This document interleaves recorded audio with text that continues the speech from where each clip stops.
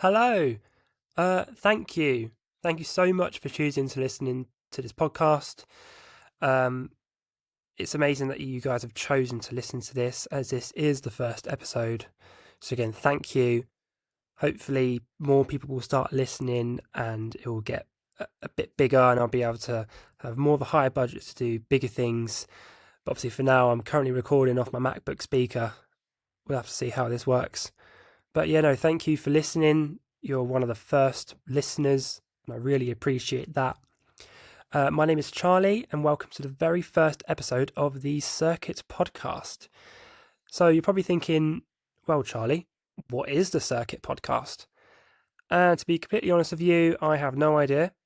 um, what I want it to be, hopefully, is like a technology podcast where we talk about the latest things that have happened in the world of technology and also talk about the latest products, whether it's like iPhones, laptops, or humanoid robots, which we'll be getting onto later. Yeah, anything like that, really. That's what I enjoy, and hopefully what you guys enjoy, because otherwise, I don't know why you're listening to this. So, yeah, we're going to be today's video, or sorry, podcast. I'm new to this, I have to get more used to it. We're going to be discussing three main topics, which I found on the news. Kind of talk about my thoughts, brutally honest opinions, to be honest, because I think they're best. I'm not some sort of sponsored podcast which is all biased. I'm not like that, mainly because it's the first episode. I don't have the money to do that. But yeah, no, going to be talking about the latest news in tech, and yeah, let's dive straight into it. So, the first topic we're going to be looking at in today is OpenAI. If you don't know what OpenAI is, they've run ChatGPT, which is arguably the biggest AI interface in the world currently. And they have made a deal with AWS or Amazon to access its cloud computing for a whopping $38 billion. I mean, I don't know about you, but that is a lot of money. So I'm sure a few of us in the world, maybe every other person, has probably used ChatGPT maybe once or twice. I know I definitely use it. I like to use it in school, whether it's summarizing paragraphs I'm reading, or whether it's just asking for ideas for what I want to write or learn, or just kind of chatting or thinking of ideas for stuff. That's what I use it for. I think that's what it should be used for, not abused. Which yeah, definitely has been abused in some ways. Uh, but yeah, no, I love using it, and I know a lot of people do love using it. Yeah, again, AI is quite controversial at the minute. I mean, some people think it's going to take over the world. Some people think it's going to take over industries such as music or the movie industry, which I know I am very deeply passionate about. But we'll see. I personally don't think it will. Um, I think it will maybe affect maybe the art industry because obviously there's a lot of AI generated artwork at the minute. Um, but again, hopefully not. I think in the end we will still be able to control it in some way. Um, but yeah, no, they've done this deal because they want to help design more advanced AI models, which I'll be really interested to see what they actually change about ChatGPT. I mean, they've got tons and tons of features out already. Tell you what I would like to see though, the one feature I was thinking about recently, which I would like to see added on, was the ability to summarize text via a web link. Because earlier today I was looking at a website of, and there was loads of text, and I couldn't be bothered to read it because I'm lazy. And so I thought, oh, I'll just post a link into ChatGPT and ask for a brief summary. Turns out I can't do that, which is really annoying. You have to either copy and paste the whole text in or do some other thing. I don't know. I haven't tried. um, so yeah, if it'd be really nice if there was some sort of way we can put a link into ChatGPT and then for it to use its AI skills to read through the web page and summarize it. That'd just be an absolute lifesaver. It would certainly make me a lot more happy, and I'm assuming it would make you guys more happy. I don't know. Yeah, that'd be interesting. Obviously with $38 billion, I'm assuming they're going to do a lot more. Hopefully it's not going to be a big waste of money. Would be cool to see if they use AI to make more AI software. That'd be pretty interesting. But again, we'll have to see. They also provided a 7-year contract with Nvidia, which I'm sure any gamers out there know that Nvidia is probably the biggest gaming company or gaming hardware company in the world at the moment. In fact, they are the richest company in the world because they've got a net worth of over $5 trillion, which is crazy. Wow. But yeah, they're mainly, from what I know, I'm not a huge gamer. They mainly make things like graphics cards and computer hardware. But apparently, they also use AI, and they are learning how to use AI, and they are developing their own AI software, which is very interesting. And yeah, so they've done a 7-year contract with OpenAI to allow for more powerful graphics processors to help train its AI models. So OpenAI and Nvidia, it's going to be pretty wicked. I mean, I'm expecting some absolutely crazy AI model, probably be smarter than the smartest person in the world. Although I assume it kind of already is. I assume it'll probably outsmart itself at some point, which will be very interesting. But yeah, what else is there? I mean, this whole news story is very interesting. Yeah, no, they also did something with Microsoft as well. Yeah, they OpenAI since 2022 have been reliant on Microsoft for computing power for years, and they held a cloud agreement until January. So obviously that's why they're doing an agreement with Amazon now. Um, what I did think though is, I mean, OpenAI, the company is worth $500 billion, and a part of me thinks to myself that with $500 billion, surely you can do all of these crazy advancements with AI by yourself. But they clearly can't. They're clearly cooking up some crazy stuff, and they obviously need more money. So I'm assuming that's why they've done it, or maybe they just want more connections. Uh, yeah, seems like a pretty interesting story. Yeah, very interested to see what they're going to produce, how much they're going to charge for it, because obviously ChatGPT does have a premium option. Again, yeah, this is already really powerful already. I don't really know what else they could possibly include. But yeah, let me know in the comments down below what you think they're going to include. And yeah, it's a crazy first topic. Okay, so hopefully you're still here from the first topic. So the next topic we're going to talk about is Apple. I love Apple. I love all of their products. You'll probably hear me talking about Apple a lot on this podcast because I just love their products. Big Apple fan person. And they've released iOS 26.1 recently. So before we talk about iOS 26.1 and the new features, I just want to clarify, yes, I know they've released it on other devices like the MacBook and the Apple Watch and the iPad, but iOS seems to be the most popular at the minute, and I want this podcast to get popular, so that's why we're talking about it. And obviously, this is after iOS 26, which was a bit of a troubling release at first, bit controversial. I know a lot of people didn't really like the design of it. People said it was like Windows Vista.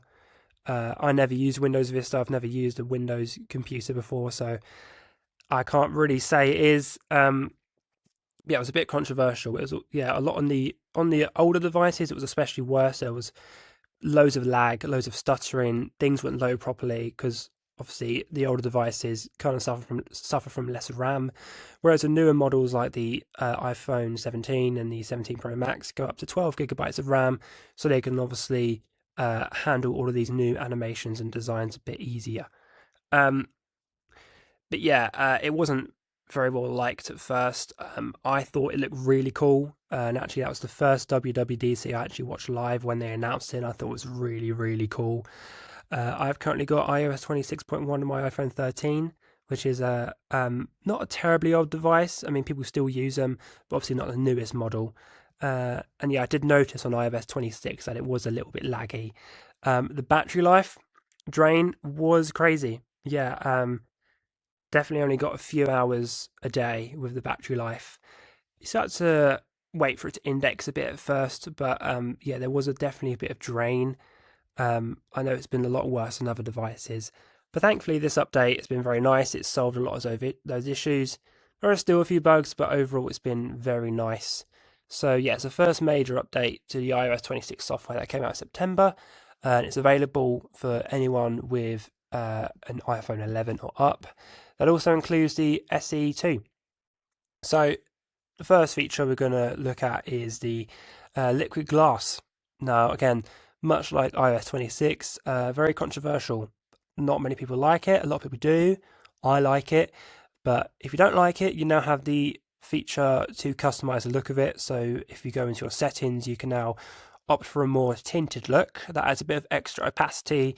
So when you're going things like the App Store and at the bottom, you can obviously select what you want to look at on the App Store, but obviously it's liquid glass.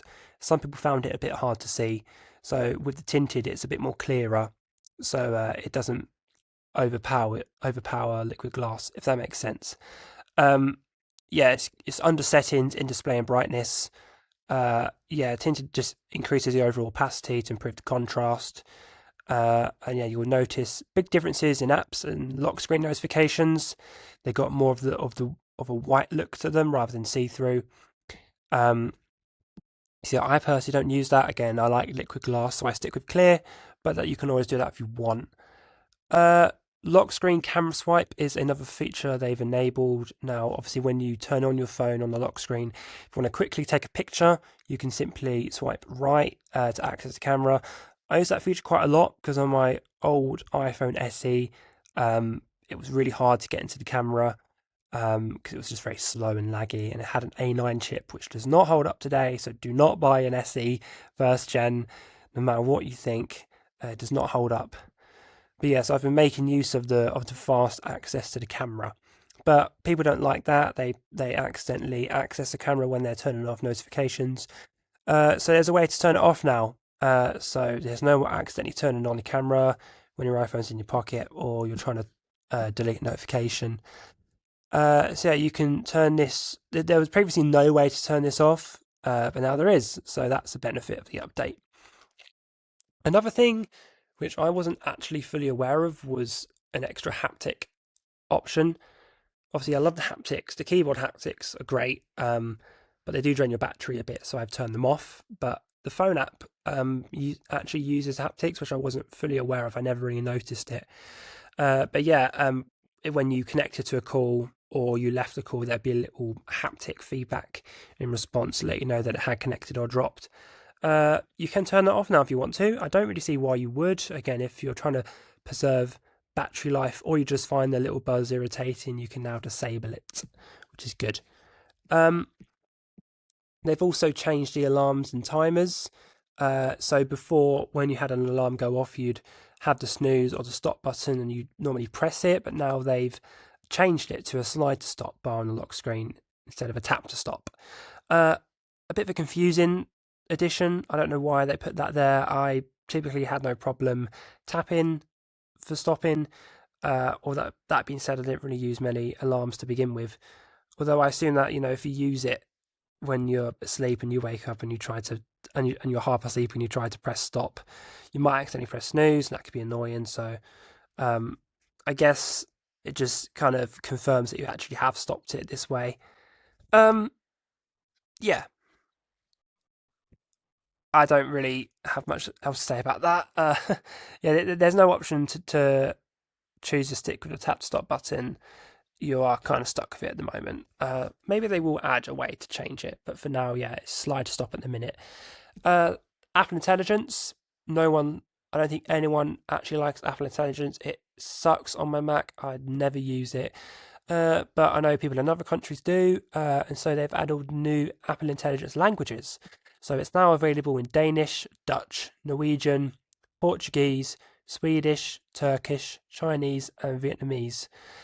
Yeah, they continued from the standard languages. So I get hopefully this is the beginning of the non-beta stages of Apple Intelligence. Because again, when it released, it sucked. Um, that's part of the reason I went for an iPhone 13 because I saved a lot more money. Not getting Apple Intelligence. Yeah, don't use it. It's not good. But yeah, hopefully they're gonna work on improving it in the future and add more features to actually make it useful. But yeah, such a disappointing release from Apple.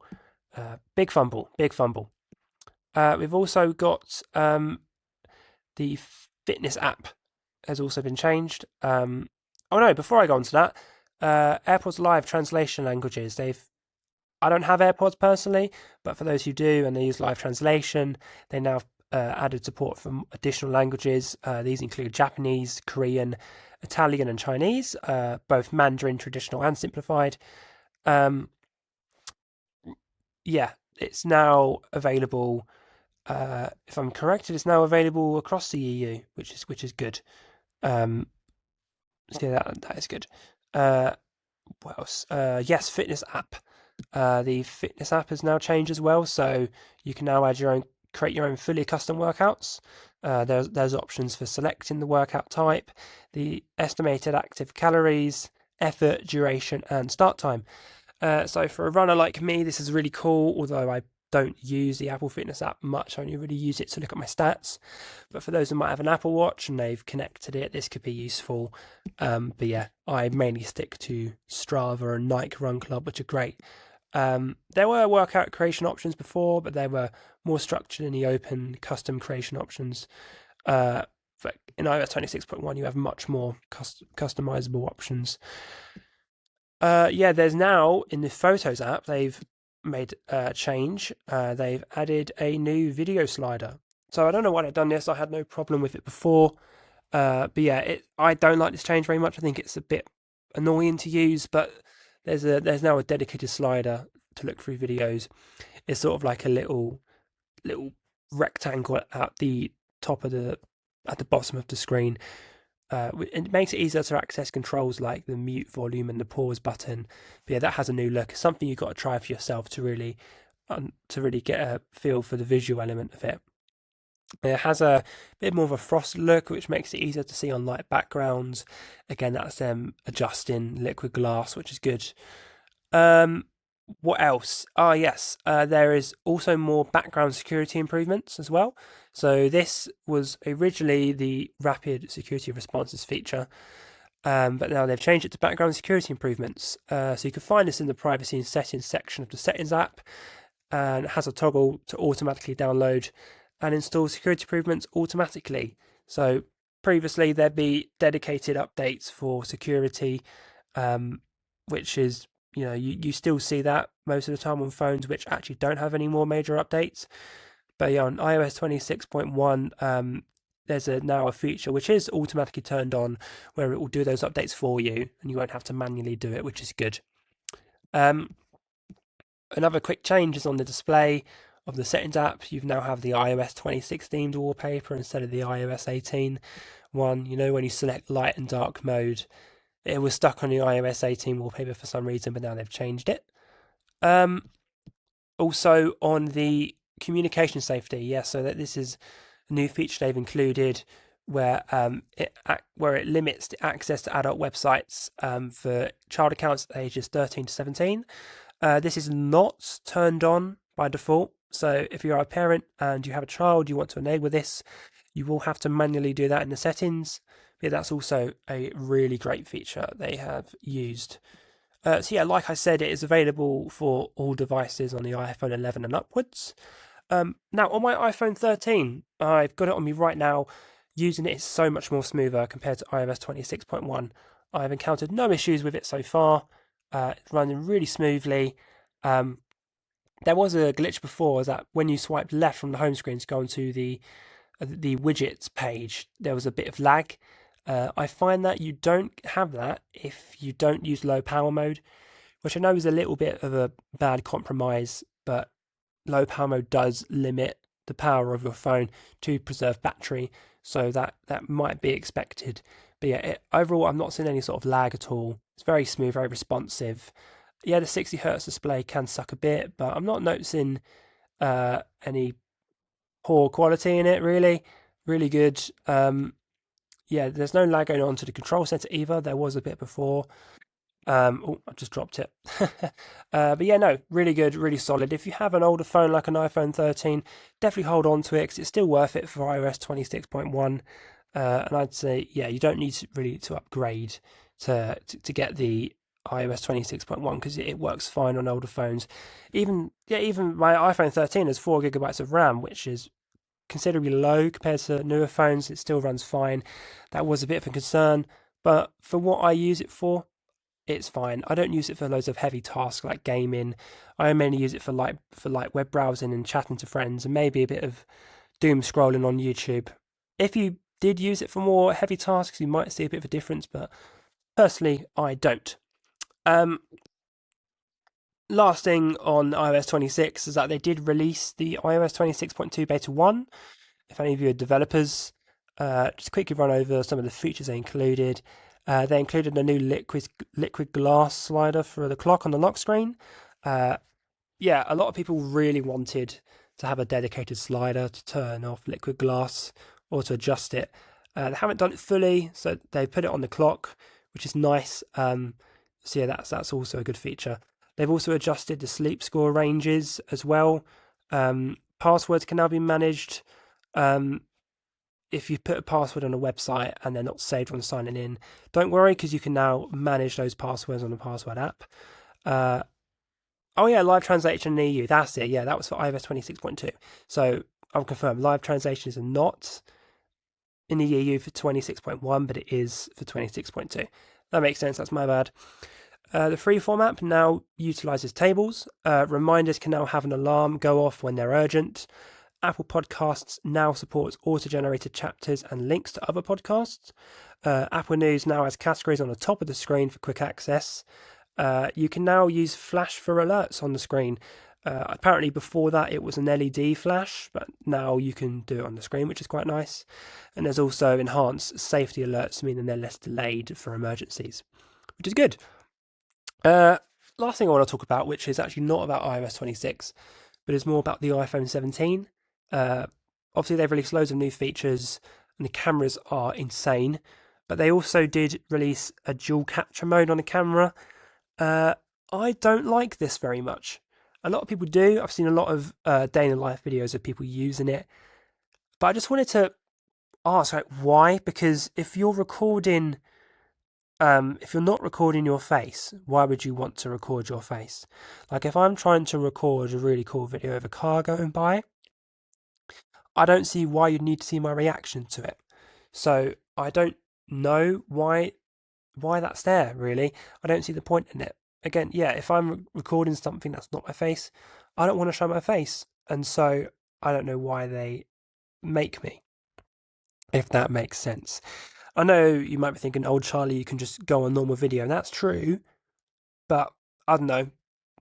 I'm not an old person, but in this sentence, I am definitely sounding old. But yeah, that's just a weird little nitpick that I thought about. It just doesn't really sit with me well. But again, I'm one person. Other people might like it.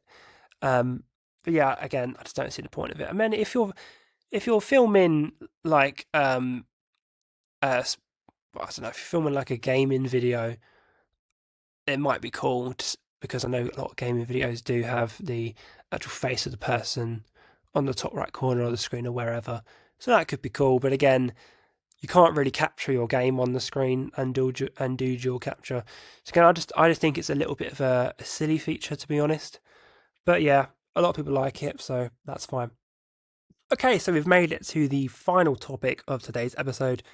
It's gone really quickly for me. But yeah, the last topic is about a really, really cool piece of tech which has just been announced. And yeah, very controversial, just like iOS 26.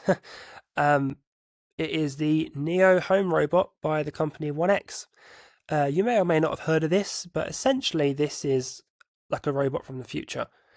You know, you see all those videos and cartoons based in the future where you've got robots doing all your jobs for you and you can just chill.